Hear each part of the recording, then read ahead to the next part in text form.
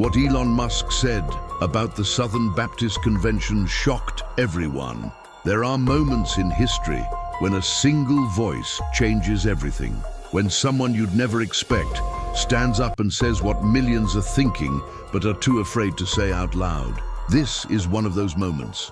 Elon Musk, the world's richest man, the guy who sends rockets to Mars, the CEO who breaks every rule in Silicon Valley's playbook, just told America to go to church. Let that sink in for a second. This is the same man who just a few years ago laughed on camera and said he was fine going to hell because more people will be there. The guy who built his empire on science, technology, and disrupting every traditional institution he touched. The last person you'd expect to become a voice for Christianity. But on a quiet Sunday, Musk did something that sent shockwaves across the internet. He reposted a simple two-word message from Turning Point USA CEO Erica Kirk: "Go to church." Within hours, that post exploded. Millions of views, thousands of shares. Churches across Pennsylvania, Ohio, Michigan, Illinois, and Colorado started reporting something they hadn't seen in years. Young people walking back through their doors. People who hadn't opened a Bible in a decade suddenly found themselves sitting in pews again. What happened? What changed? Here's what most people don't understand about Elon Musk. Behind the memes, the Twitter wars, and the rocket launches, there's a man who's been asking the deepest questions since he was 11 years old. "I had an existential crisis when I was 11 or 12, trying to figure out what it's all about," Musk once revealed. While other kids were playing video games, young Elon was lying awake at night, wrestling with the meaning of life, death, and why we're all here. He never found easy answers. He became an atheist, or at least that's what everyone assumed. But something was stirring beneath the surface. In a 2024 interview with psychologist Jordan Peterson, Musk said something that made evangelical Christians across America stop in their tracks. He called himself a believer in Christianity's principles, noting that Jesus' words carry tremendous wisdom. He talked about the power of forgiveness, about turning the other cheek, about how these ancient teachings might be exactly what a broken, divided world needs right now. Then came the bombshell that nobody saw coming. "Christianity has become toothless," Musk posted on X, his voice cutting through the digital noise like a prophet crying in the wilderness. "Unless there is more bravery to stand up for what is fair and right, Christianity will perish." Nearly 118 million people saw that message. Think about that number. That's 1 out of every 3 Americans, all reading the same warning from a man who doesn't even claim to be a Christian himself. Musk calls himself a cultural Christian, a term that's becoming the anthem of a generation caught between faith and skepticism. He believes Christianity can boost both happiness and birth rates, 2 things America desperately needs as families shrink and depression rates soar. But here's what makes this story so powerful. Musk isn't preaching from a pulpit. He's not claiming to have all the answers. He's just a brilliant, broken human being who looked at Western civilization and realized something terrifying. Without Christianity, it all falls apart. Think about the courage that took. In an industry where saying Merry Christmas can get you cancelled, where Silicon Valley treats religion like a virus to be eradicated, Musk stood up and said, "The West is absolutely screwed if it loses Christianity." And then something beautiful happened, something nobody could have predicted. When Erica Kirk, a widow who lost her husband to a tragic assassination, posted those simple words, "Go to church," and Musk amplified them, churches started filling up again, not with judgment, not with condemnation, but with seekers, with people who'd walked away years ago and suddenly felt a pull to come back home. J.P. DeGance, founder of Communio, started hearing reports from pastors across the country. Churches in Michigan saw young adults who had drifted away for years returning to worship services. People weren't coming back because of fear. They came back because of a question that Musk helped them ask: what am I living for right now? This isn't about religion for religion's sake. This is about a civilization staring into the abyss and realizing that maybe, just maybe, those ancient teachings about love, forgiveness, sacrifice, and redemption weren't outdated after all. Maybe they were exactly what we needed to hear in 2024. Musk threw down a gauntlet that day, not to pastors, not to theologians, to everyday Americans. He's saying you don't have to be perfect, you don't have to have all the answers. You don't even have to be 100% sure God exists, but you do have to be brave enough to stand for something bigger than yourself. Brave enough to say that truth matters, that morality isn't just a social construct, that maybe, just maybe, turning the other cheek is stronger than punching back. I believe in the principles of Christianity, Musk has said repeatedly. Love thy neighbor, forgive those who wrong you, end the cycle of retribution. These aren't just nice ideas, they're the foundation of the freest, most prosperous civilization in human history. And now, the world's richest man, someone who could spend his Sundays doing literally anything, is using his massive platform to tell people, go to church. That's not just shocking, that's revolutionary. Before I reveal the most impactful part of this story, I want to feel you here with me. If you love Jesus and aren't ashamed to declare your faith, write in the comments right now, I receive, or Amen. I will personally be reading every comment, praying and asking God to bless your life and your home. Because when you write it, it's not just a phrase.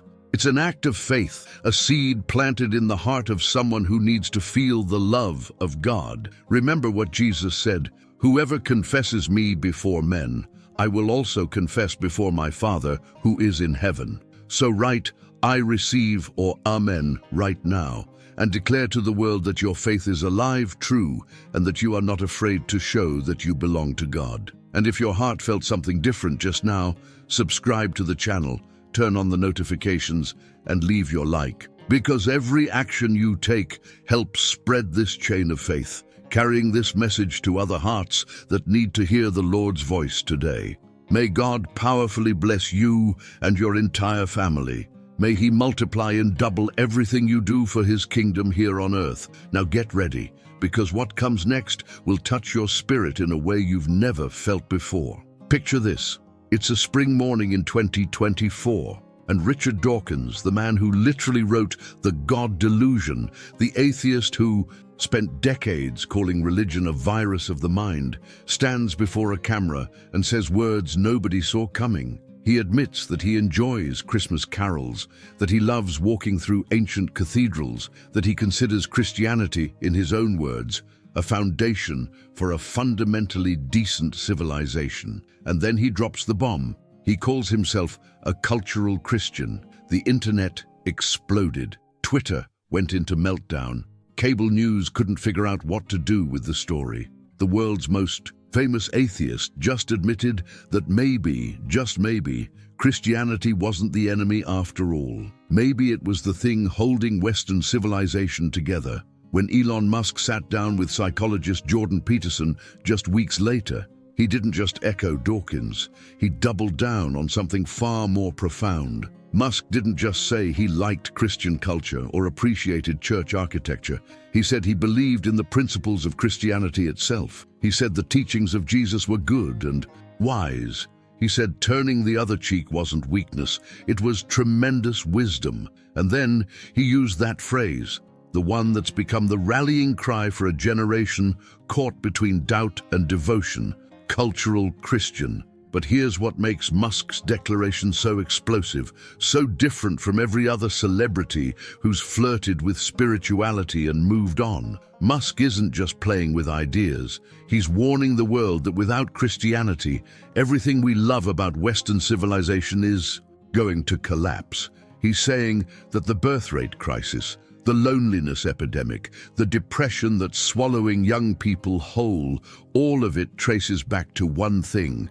We've abandoned the foundation that made happiness possible. This isn't coming from some televangelist or conservative pundit. This is coming from a guy who builds electric cars and rockets, a guy who wanted to colonize Mars, a guy who once believed we might be living in a computer simulation. And now he's telling the world, That Christianity, the 2,000-year-old faith that Silicon Valley has mocked for decades, might be the only thing that can save us. There's a movement happening right now, and most Americans don't even realize it. Across the Western world, some of the smartest, most influential thinkers are coming to the same stunning conclusion. Christianity built everything we take for granted, and we're about to lose it all. Tom Holland, the British historian who wrote a book called Dominion, spent years researching one question: where did Western values actually come from? His answer shocked him. Human rights, Christianity. The idea that every person has inherent dignity, Christianity. The belief that we should care for the weak, the poor, the marginalized, Christianity. The scientific method itself, Christianity. Even the idea of progress, the belief that history is moving towards something better, that's Christian too. Holland's book became a phenomenon because it articulated something millions of people were feeling but couldn't put into words. Holland observed that in the West, which often doubts religion's claims, many of its instincts remain thoroughly Christian. He points out that even our secularism, our liberalism, our belief in universal human rights, all of it grows from what he calls a Christian seedbed, and the evidence is overwhelming. Look at history, look at other civilizations. The Romans practiced infanticide and thought it was perfectly normal. They had gladiatorial games where people cheered as human beings were torn apart for entertainment. The Greeks, for all their philosophical brilliance, believed some humans were naturally born to be slaves. Ancient cultures across the world operated on the same principle: the strong dominate the weak, and that's just how the world works. Then Christianity showed up with the most radical message anyone had ever heard: a God who became human, who sided with the oppressed, who was executed like a common criminal, and who taught that the last shall be first and the first shall be last. Crucifixion was considered the worst fate imaginable by Romans, a punishment reserved for slaves, making the worship of a crucified man as God deeply astonishing. That idea, that one scandalous conviction, turned the world upside down. Suddenly, caring for orphans and widows wasn't just nice, it was a moral imperative. Suddenly, every human being, no matter how poor or weak, had value. Suddenly, forgiveness became more powerful than revenge. Here's what Elon Musk understands that most people miss. These aren't just nice ideas. They're not universal human instincts. They're specifically Christian innovations that don't appear in most other civilizations, and there's no guarantee they'll survive if Christianity disappears. Musk watched what happened at the 2024 Paris Olympics opening ceremony. He saw the mockery of Christian imagery, the deliberate attempt to desecrate something sacred, and he didn't stay silent. Musk warned that unless there is more bravery to stand up for what is fair and right, Christianity will perish. He threw down that challenge not just to pastors and priests, but to ordinary people watching their culture transform before their eyes. When rapper and influencer Zuby posted about how foolish and prideful it was to remove Christianity as the foundation and expect the building of Western civilization to stand, Musk's response was simple and chilling: "I think you're probably right." This is where the story gets really interesting. Because Musk isn't alone. There's an entire movement of intellectuals, atheists, agnostics, and skeptics who are realizing the same thing.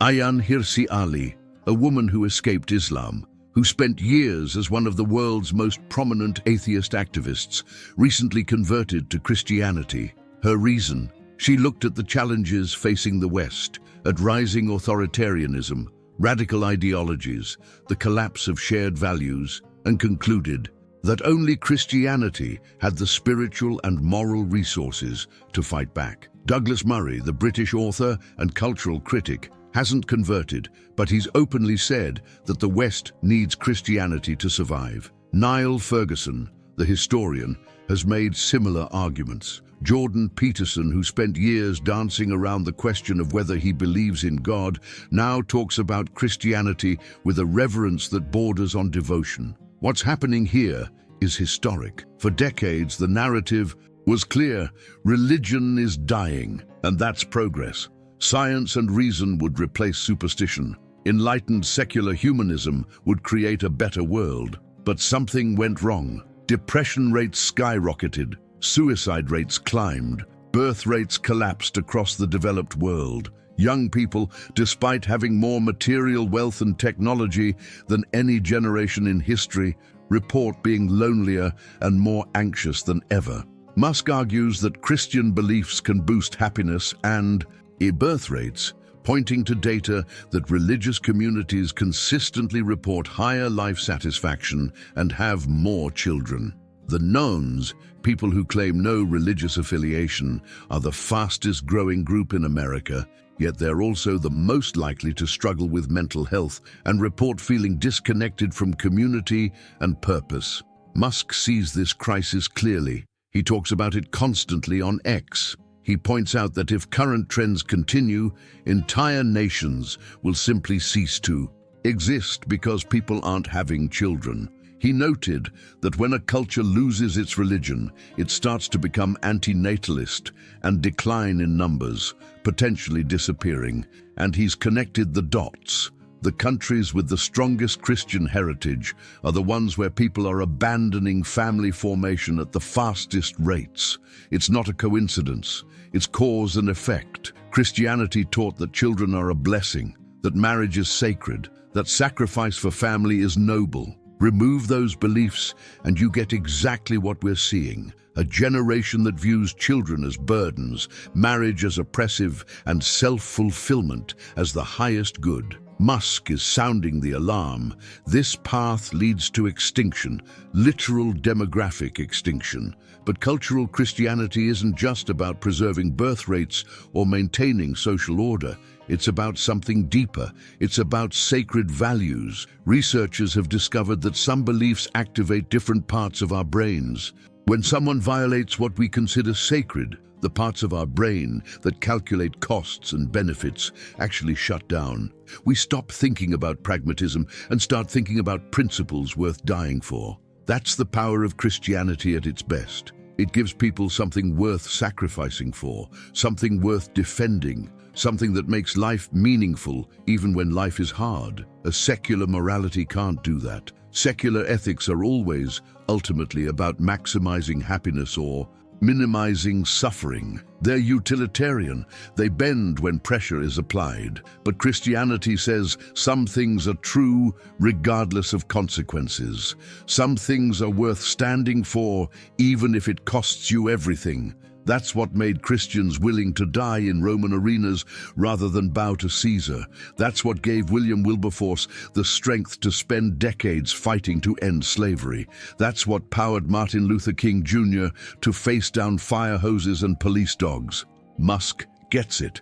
He understands that Christianity at its core is about transformation. It's about taking broken people and giving them purpose, taking selfish impulses and redirecting them toward love and service, taking the natural human instinct for revenge and replacing it with forgiveness.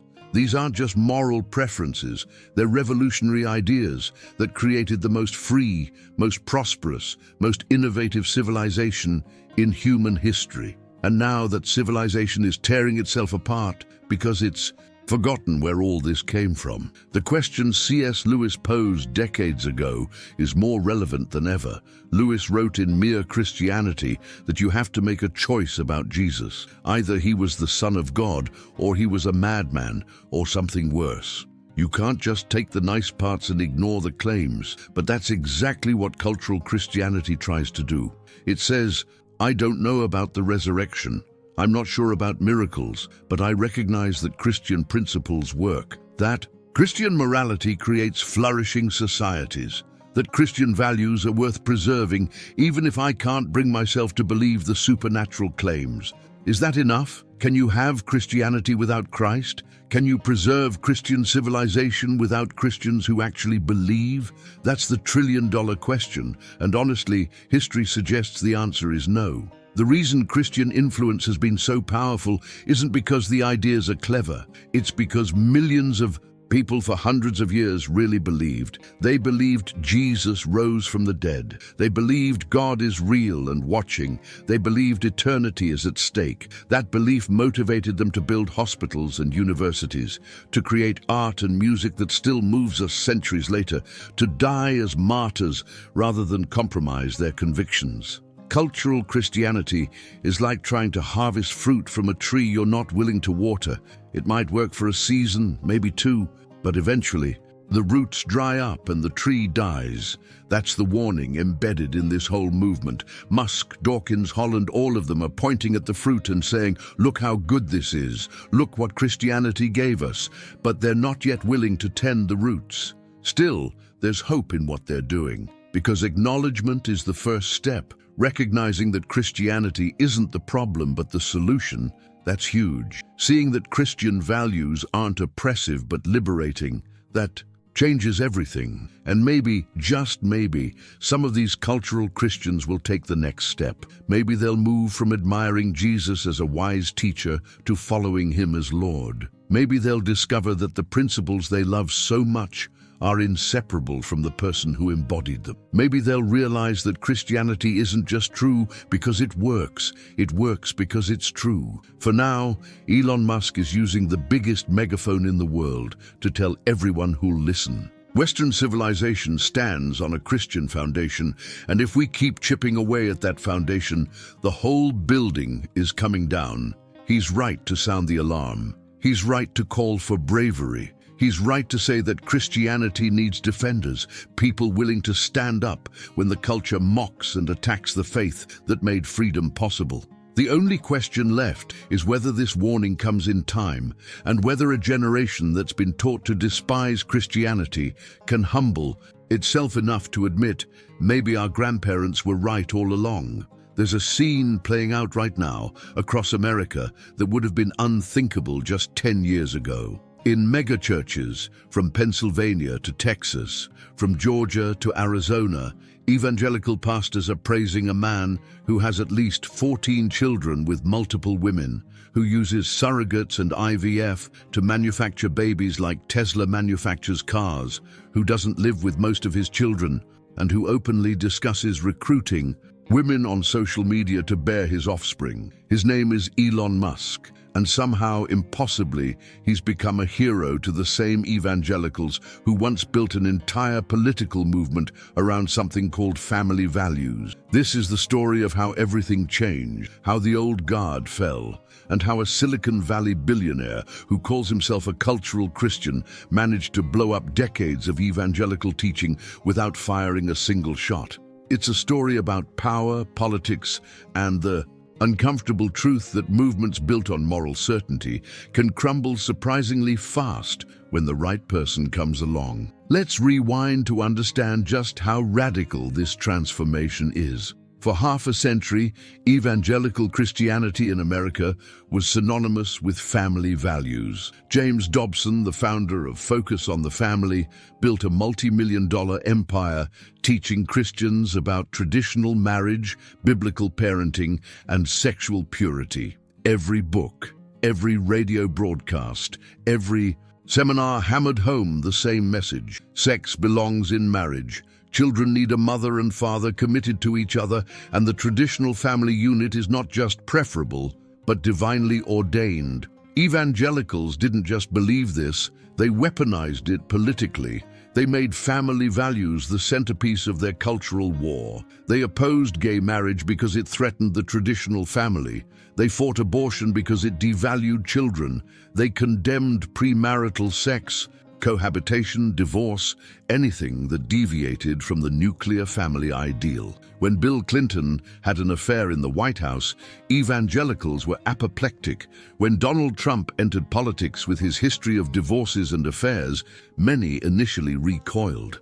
But then something shifted, and by 2016, white evangelicals voted for Trump at higher rates than they'd voted for any recent candidate, including the genuinely devout George W. Bush and Mitt Romney. Trump was the beginning of the compromise, but Musk represents something far more profound. Trump at least paid lip service to Christian values, surrounded himself with evangelical advisors, and occasionally attended church. Musk doesn't bother with any of that. He's upfront about his approach. He wants a legion of children, and he's using every technological tool available to make it happen as efficiently as possible. He's texted women he's never met in person asking if they'd like to have his child. He's fathered kids with employees, with celebrities, with conservative influencers he follows on social media. According to reports, he's offered one woman $15 million plus $100,000 per month to not identify him as the father of their child. He's discussed using surrogates to reach what he calls legion-level numbers before the apocalypse. Think about that phrase for a second, legion level. It's a military term referring to ancient Roman units that could contain thousands of soldiers. Musk literally views his children as an army, a force he's assembling to combat what he sees as civilization's greatest threat, population collapse. And here's the kicker, large segments of the evangelical world are cheering him on. Franklin Graham, son of the legendary evangelist Billy Graham, has repeatedly praised Musk on social media. Former Representative Matt Gaetz celebrated the genetics of Musk's latest child. Christian conservatives who once condemned Onan for spilling his seed are now celebrating Musk for spreading his seed as widely as possible. The cognitive dissonance is staggering.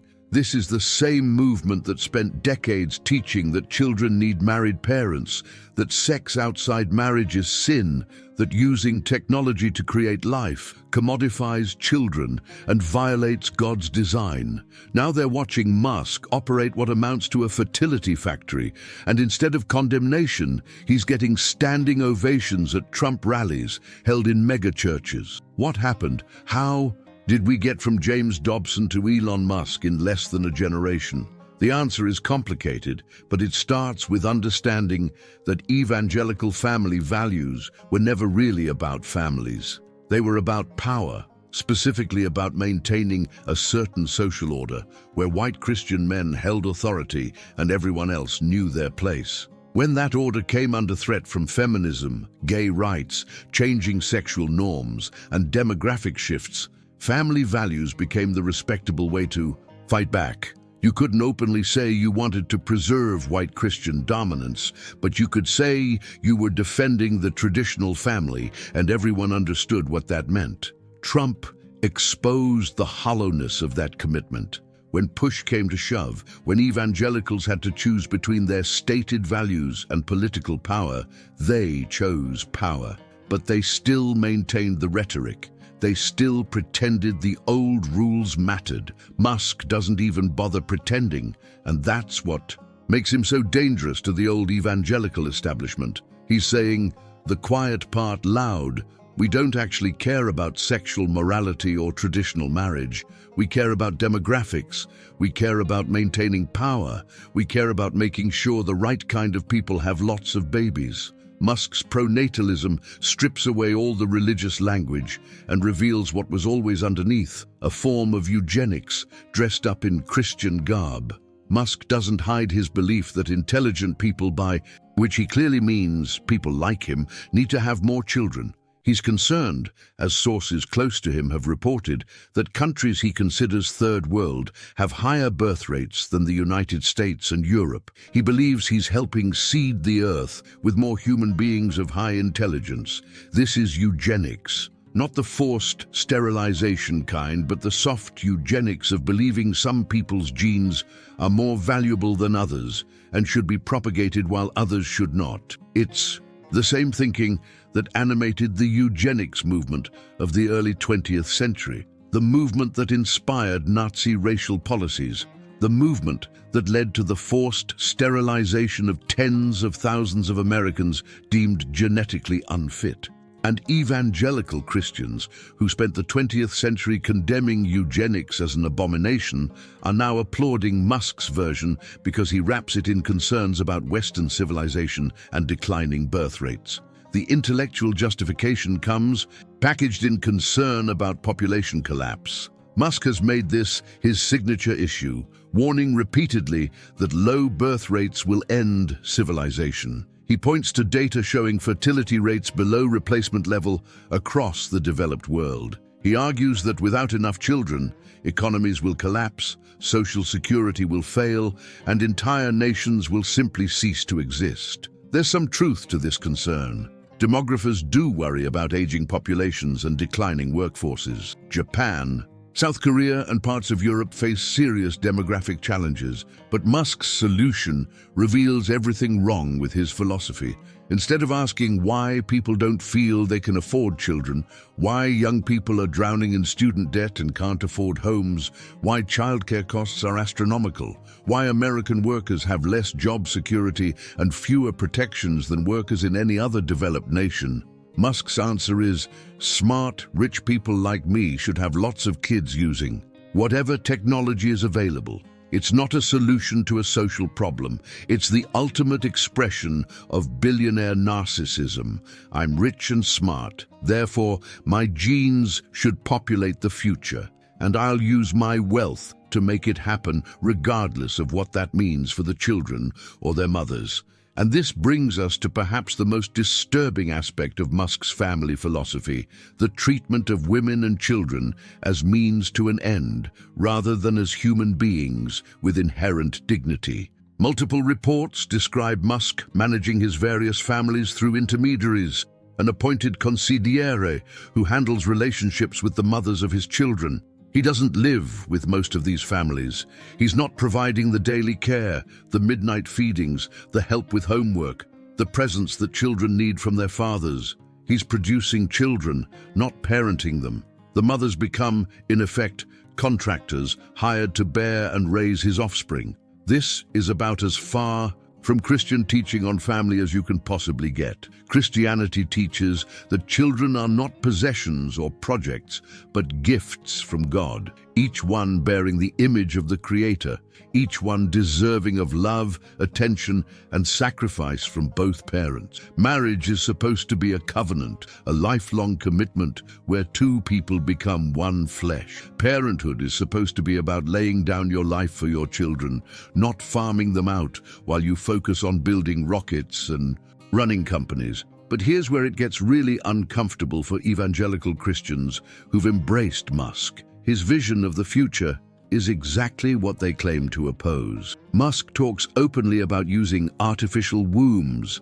about mass surrogacy, about using technology to manufacture humans according to specifications. This is the transhumanist dream, the cyberpunk future where reproduction is industrialized and optimized. It's a world where children are designed, not conceived, where mothers are optional, where families are whatever arrangement maximizes genetic propagation. It's the complete inversion of everything Christianity teaches about the sacred nature of procreation, about the mystery and gift of new life, about the importance of the marital bond in raising children.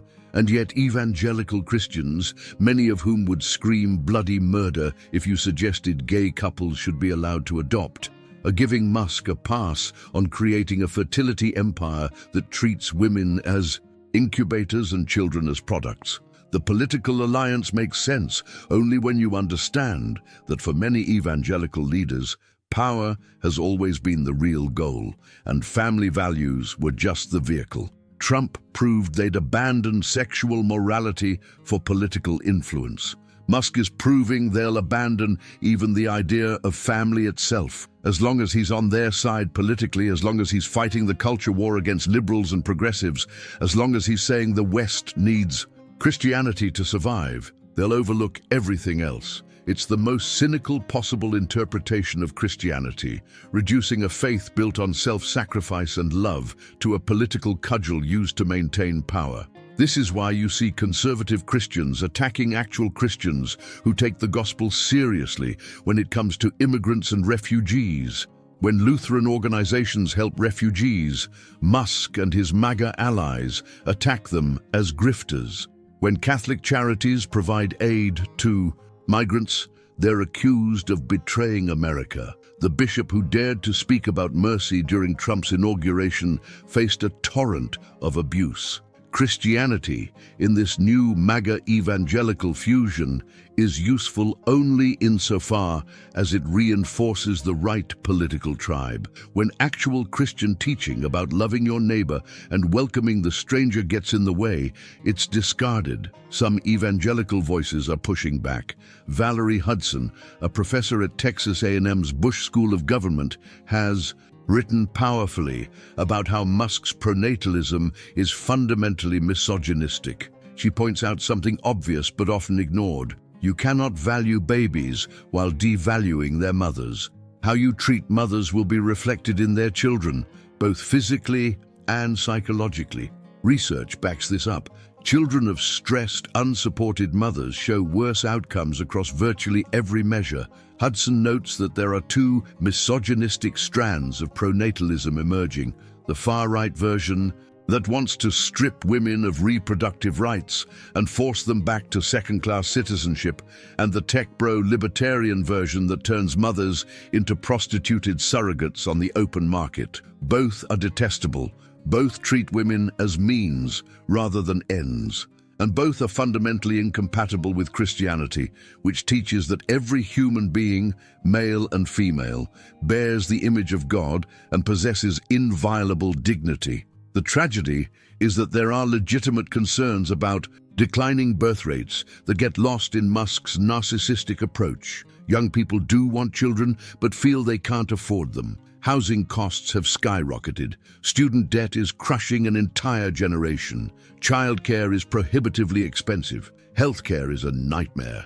These are solvable problems that would require collective action, strong social support systems, and policies that make family formation economically feasible for ordinary people. But that's not Musk's interest. He's not advocating for universal childcare or paid family leave or affordable housing. He's not pushing for the kind of robust social support that exists in countries with higher birth rates like France or the Scandinavian nations. He's advocating for rich people to have lots of kids and everyone else to get out of the way. It's social Darwinism with a technological twist. The real question isn't whether Musk's approach is Christian. It obviously isn't.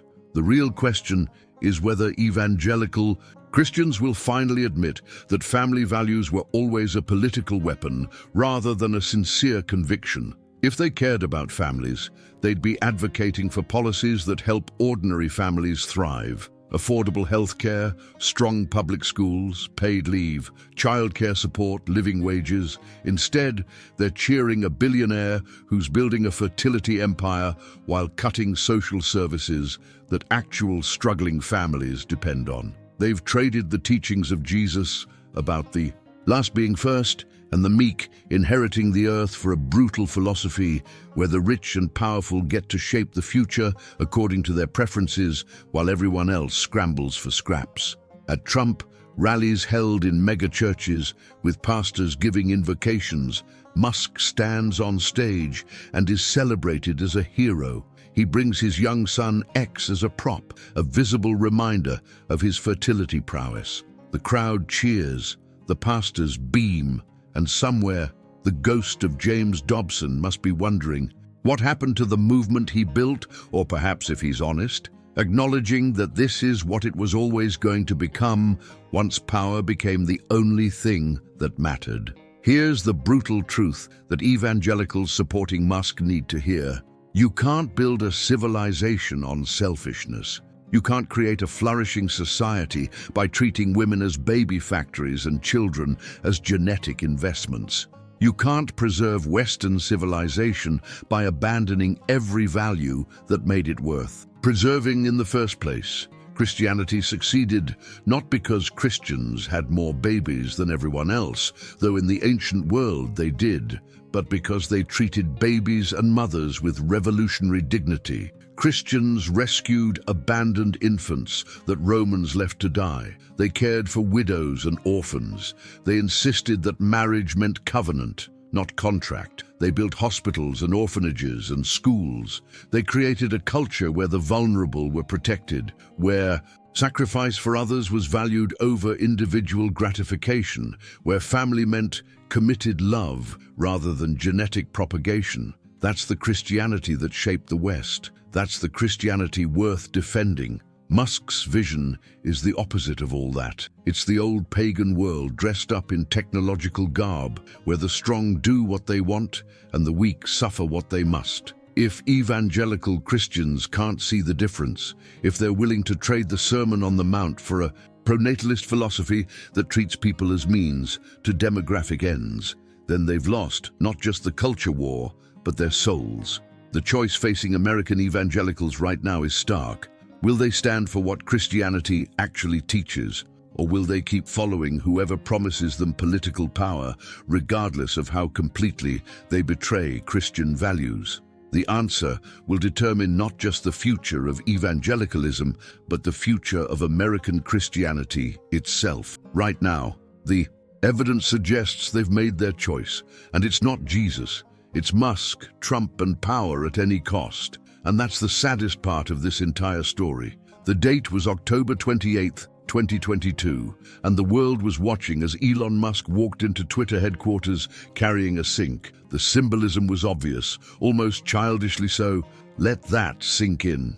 He was about to own one of the most powerful communication platforms in human history, and he wanted everyone to know that everything was about to change. Within hours of taking control, Musk fired the entire executive team. Within days, he'd gutted the Trust and Safety Department, the people responsible for enforcing content moderation policies. Within weeks, he'd reinstated thousands of banned accounts, including some of the most controversial voices on the internet. And Christians, especially conservative evangelical Christians, were absolutely thrilled. Finally, they thought, someone who understands that we're being silenced, someone who'll protect our right to speak truth, someone who'll stop the censorship of Christian voices online. They were about to learn a hard lesson about what happens when you confuse power with principle, when you mistake a billionaire's personal preferences for actual free speech, and when you trade the discipline of Christian virtue for the chaos of an unmoderated digital hellscape.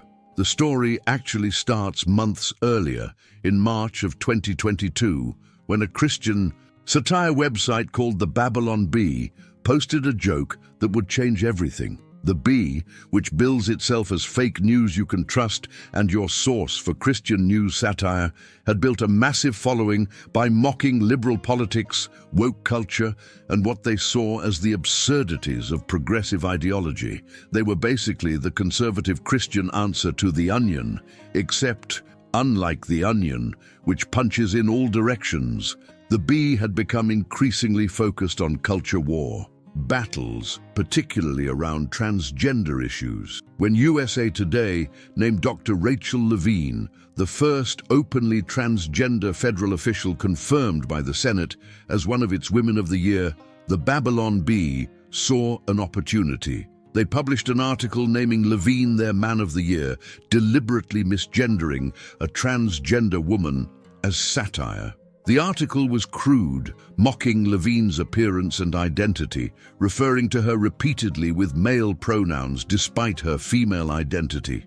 Twitter, operating under its hateful conduct policy, which prohibited targeted misgendering of transgender individuals, locked the Babylon Bee's account and told them they could regain access in 12 hours if they deleted the tweet. The Bee's CEO, Seth Dillon, refused. He framed it as a battle for truth, declaring that truth is not hate speech and that if the cost of telling the truth was losing their Twitter account, so be it.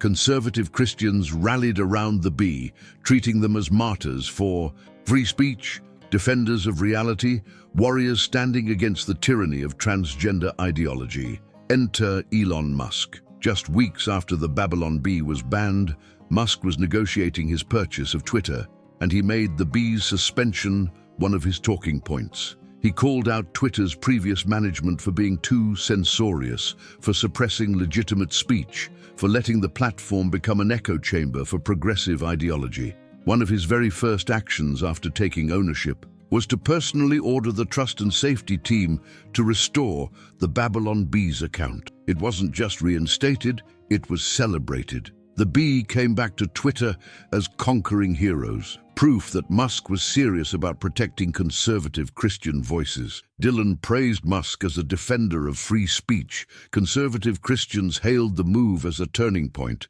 Finally, they said, "We have someone in power who understands what we're going through. Finally, someone who won't let the woke mob silence us." The narrative was perfect, the hero story complete. Except it was all a lie, or at least a profound misunderstanding of what was actually happening. What Musk did wasn't create free speech on Twitter. He created chaos that happened to benefit his political preferences. The difference matters enormously, but most Christians supporting him either didn't notice or didn't care. Free speech, actual free speech, requires consistent principles applied fairly regardless of content or speaker.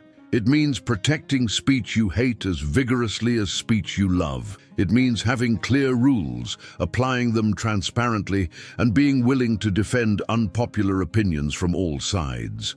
Musk did none of that. Instead, he turned Twitter into an extension of his own political crusade, using the platform to amplify voices he agreed with and suppress voices he didn't.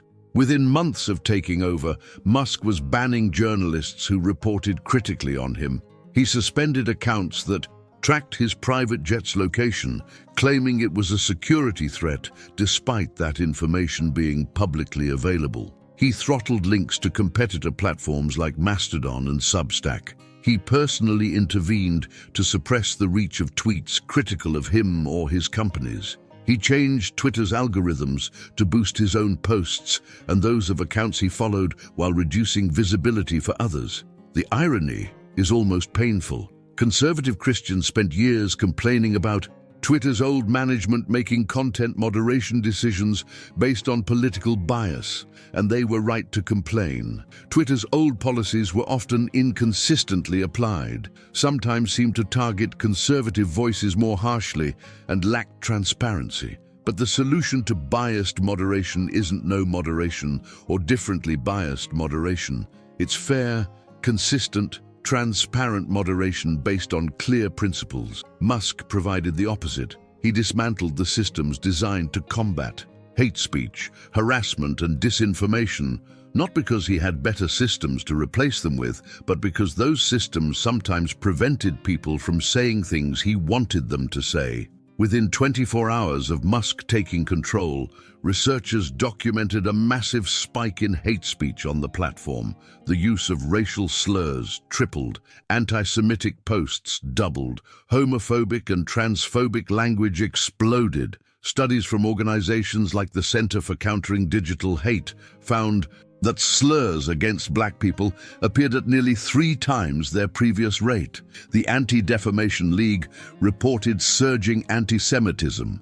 Researchers at Montclair State University found that 12 hours after Musk's takeover saw a dramatically more hostile environment with measurable spikes in vulgar and hostile rhetoric, targeting people based on race, religion, ethnicity, and sexual orientation. Conservative Christians celebrating this as freedom should have been horrified. This wasn't the digital town square they claimed to want. This was a sewer. The Bible has quite a bit to say about how Christians should use their words. Ephesians 4:29. Let no corrupting talk come out of your mouths, but only such as is good for building up, as fits the occasion, that it may give grace to those who hear. Colossians 3:8. But now you must put them all away: anger, wrath, malice, slander, and obscene talk from your mouth. James 3:10. From the same mouth come blessing and cursing. My brothers, these things ought not to be so. The Christian ethic isn't just about being allowed to speak. It's about speaking in ways that honor God and love neighbor. Creating a platform where hate speech flourishes, where people are targeted with slurs and harassment, where the vulnerable are mocked and attacked, that's not defending Christian values, that's betraying them. But most conservative Christians supporting Musk either didn't see it that way or deliberately looked the other way because the people being targeted weren't them. As long as they could mock transgender people, criticize progressive politics, and share conservative content without restriction, they didn't much care what was happening to others. The Babylon Bee situation is instructive here because it reveals the hollowness of the free speech argument. Was the Bee's joke about Rachel Levine protected speech? Legally, yes, absolutely. The government can't punish satire, even mean-spirited satire, but should Twitter, as a private platform trying to create a space for conversation, allow content specifically designed to demean and dehumanize transgender people? That's a different question, one that requires weighing competing values. On one side, you have the principle that satire and humor, even offensive humor, should generally be permitted. On the other side, you have the reality that constant mockery and misgendering of transgender people contributes to a hostile environment that makes them feel unsafe and unwelcome. There's no perfect answer, but a reasonable position might be something like satire is generally protected, but repeatedly targeting vulnerable minorities with content designed to deny their identity crosses a line. Twitter's old policy tried to strike that balance. It wasn't perfect, and reasonable people could disagree with where they drew the line. But at least there was a line. At least there was an attempt to balance free expression with human dignity. Musk's approach, he threw all of that out.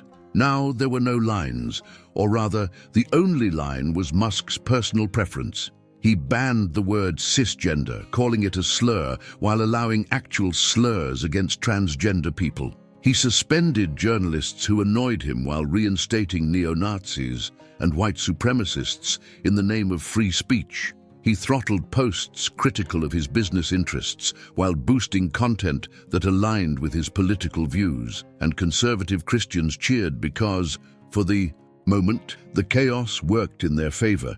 They could say whatever they wanted about transgender people, about progressive politics, about the culture war battles they cared about. The fact that this same lack of moderation also meant neo-Nazis could organize, anti-Semites could spread conspiracy theories, and vulnerable people could be targeted with campaigns of harassment, well, that was the price of freedom, they said.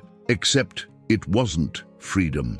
It was just a different form of control, one where the powerful got to speak freely and the vulnerable got drowned out by abuse. Here's where Christians should have known better, should have seen what was happening and said no. Christianity teaches that freedom isn't license to do whatever you want. It's liberation to become who you were created to be. Paul writes in Galatians 5:13, "For you were called to freedom, brothers. Only do not use your freedom as an opportunity for the flesh, but through love serve one another." Christian, freedom is always tethered to love, always constrained by concern for the vulnerable, always directed toward building up rather than tearing down.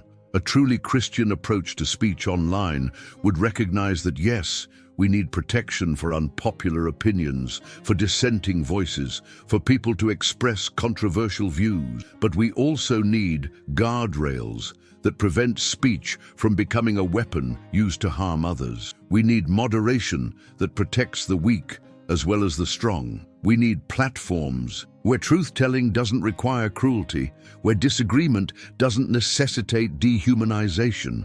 The argument that refusing to use someone's preferred pronouns is just telling the truth reveals how shallow Christian thinking has become on these issues. Truth in Christian theology isn't just factual accuracy, it's relational reality oriented toward love. When Jesus said, "I am the truth," he wasn't making a claim about propositions, he was revealing a person. Christian truth is embodied in Christ, who consistently sided with the marginalized, who touched the untouchable, who saw and dignified people everyone else dismissed. If you're using what you call truth as a cudgel to beat down people who are already vulnerable, if your truth-telling makes you feel superior and them feel worthless, if your commitment to reality requires you to deliberately cause pain, then whatever you're doing, it's not Christian. It might be factually accurate according to your understanding of biology, but it's missing something essential about how Christians are called to speak and act in the world. This is the tragedy of conservative Christians' embrace of Musk's Twitter. They traded the discipline of Christian speech for the dopamine hit of saying whatever they want. They confused the ability to mock and attack with meaningful freedom. They aligned themselves with a man whose vision of free speech has nothing to do with truth or justice or human flourishing, and everything to do with maximizing his own influence. When the European Union fined X $140 million for violating digital services laws designed to combat hate speech and misinformation, Musk called it censorship and an attack on free speech. Vice President J.D. Vance condemned the EU before the fine was even officially announced. Conservative Christians rallied to Musk's defense. Nobody seemed to notice that the EU wasn't punishing speech. It was enforcing rules that X had agreed to follow, rules designed to protect democracy and human dignity. Nobody seemed to care that researchers had documented X becoming a haven for disinformation, that academics couldn't study hate speech on the platform anymore because Musk shut down API access, that the very measures designed to make online spaces safer had been systematically dismantled. The bitter truth is that most conservative Christians don't actually believe in free speech as a principle. They believe in their speech being protected and their opponent's speech being suppressed. When Musk uses X to amplify right-wing voices and suppress progressive ones, that's free speech. When the EU tries to enforce rules against hate speech and misinformation, that's censorship. When Twitter's old management banned the Babylon Bee for misgendering, that was persecution. When Musk bans journalists he doesn't like, that's protecting the platform. The double standard is obvious to everyone except the people engaging in it, and it's doing massive damage to Christian witness. Young people see Christians celebrating a platform that's become notorious for harassment and hate. They see Christians prioritizing the right to mock transgender people over any concern for transgender people's well-being. They see Christians aligning with a billionaire whose personal behavior contradicts nearly every teaching of Jesus while claiming he's defending Christian values. And they conclude, not unreasonably, that Christianity is about power and control, not love and truth. What makes this even more heartbreaking is that there was a better path available. Christians could have said, yes, we believe in free speech, which means protecting unpopular opinions, including ours. But we also believe in human dignity, which means we can't support platforms that enable harassment and hate. We believe in truth, but we know truth must be spoken in love. We want spaces where we can express our convictions, but not at the cost of other people's safety. We recognize that content moderation is hard, that there are no perfect solutions, that reasonable people will disagree about where to draw lines. But we commit to engaging these questions seriously, to considering the impact of our words, to remembering that every person we interact with online is made in God's image and deserves to be treated accordingly. That position wouldn't have made them popular with Elon Musk or conservative media or the MAGA movement, but it would have been Christian. It would have demonstrated that faith shapes how we engage the world, rather than just providing religious cover for political preferences. Instead, what we got was Christians treating Musk like a savior, praising his takeover of Twitter as a victory for the gospel, acting as if the ability to say whatever they want on social media was somehow tied to the advance of God's kingdom. It's embarrassing. It's theologically bankrupt. And it's doing incalculable damage to Christianity's credibility, because here's what nobody wants to admit. The old Twitter, for all its flaws, was actually a better platform for Christian witness than Musk's X. The old Twitter, with its content moderation and community standards, created space for diverse conversations. You could disagree vehemently while still being required to maintain some basic level of civility. You couldn't just attack people, you had to actually make arguments. You couldn't organize harassment campaigns, you had to engage individually. The constraints, frustrating as they sometimes were, actually made real dialogue more possible. Musk's X is the opposite. It's a platform where the loudest, angriest, most extreme voices dominate, where nuance gets drowned out by rage, where meaningful conversation is nearly impossible because the signal-to-noise ratio is so terrible, where Christians are free to say whatever they want and everyone else is free to ignore them because the whole thing has become a toxic wasteland. The final irony is that Musk himself doesn't really believe in free speech, at least not in any consistent way. He uses X to push his political agenda, to attack his enemies, to manipulate public discourse in ways that benefit his businesses and boost his influence. He's banned critics, suppressed dissenting voices, and wielded the platform as a weapon against anyone who challenges him.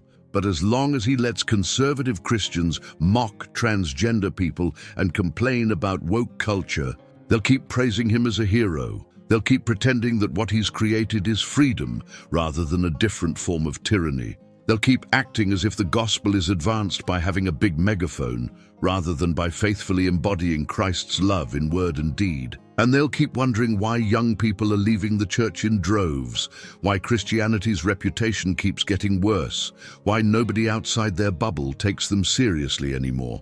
The answer is staring them in the face every time they log onto X and celebrate the chaos Musk has created. They've traded faithfulness for power, witness for winning, the way of Jesus for the way of the world, and they can't even see what they've lost. The end.